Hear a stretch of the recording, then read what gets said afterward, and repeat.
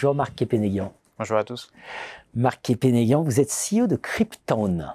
Alors, j'ai pensé tout de suite à la crypto, et puis un petit jeu de mots quand même avec Krypton. Ça fait penser un peu à Superman aussi, Krypton, hein, c'est la kryptonique, etc.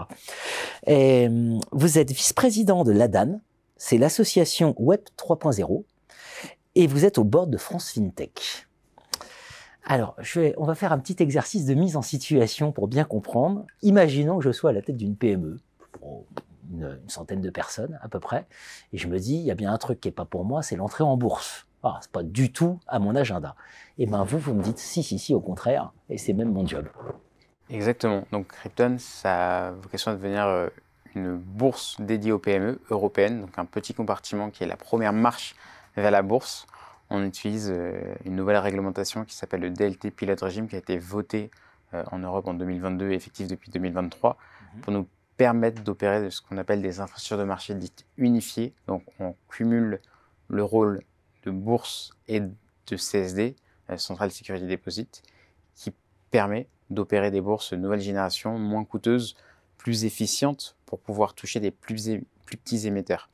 Et donc c'est un agrément qu'on espère obtenir d'ici la fin de l'année. Pour le moment, personne ne l'a encore obtenu en Europe, donc on espère être les premiers pour dédier notre infrastructure au financement des PME, notamment régionales, pour apporter des solutions en fonds propres en complément de financement bancaire. Et à la fois, grâce à une infrastructure moins coûteuse, à la fois en utilisant des dispositifs qui a été prévu dans la loi PAC qui dit que si vous faites une IPO de moins de 8 millions d'euros, vous êtes exempté de visa AMF. Et en plus, avec les apports de MTF de croissance qui étaient prévus dans MIF 2, on permet d'avoir quelque chose de très efficient pour les PME, pour faire en sorte qu'une IPO jusqu'à 8 millions d'euros, donc déjà ça permet de faire pas mal de choses avec 8 millions d'euros, d'avoir un levier bancaire par la suite, qu'une PME, ça soit très facile, digital, en quelques semaines, pouvoir réaliser l'IPO, pouvoir permettre à quiconque particulier, institutionnel d'investir directement via leur teneur de compte conservateur, via leur compte titre, d'avoir accès à de la liquidité, d'être coté sur un marché européen, mais sans, on va dire, les barrières très lourdes, l'opérationnel, les coûts que peut avoir une IPO actuelle. Donc c'est vraiment faire la même chose, mais en plus adapté, moins coûteux et plus efficient pour des plus petites sociétés. Je dis une bêtise si je dis que la promesse, c'est que ce soit simple, que ce soit rapide, que ce soit pas coûteux, etc. Bref, vous êtes en train de nous faire le Airbnb de l'IPO, quoi. Enfin...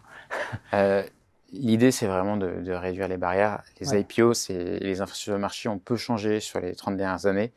Et là, c'est de leur permettre de faire un bon techno de 30 ans avec cette nouvelle réglementation, mais pas que, pour diminuer drastiquement les coûts.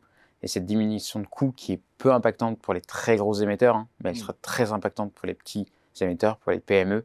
Et on pense que si on leur offre quelque chose de moins coûteux, plus adapté, que ce soit dans le process d'IPO et même post-cotation sur les règles à respecter, les PME peuvent se sentir intégrées dans le capital market et de ce fait pouvoir les financer. Sauf qu'on rentre dans une logique de CMU, Capital Market Union, qui cherche à amener les PME vers la bourse.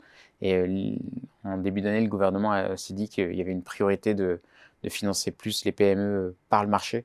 Donc nous, c'est vraiment ce qu'on veut faire, c'est que le marché est un outil de financement, a toujours été un outil de financement.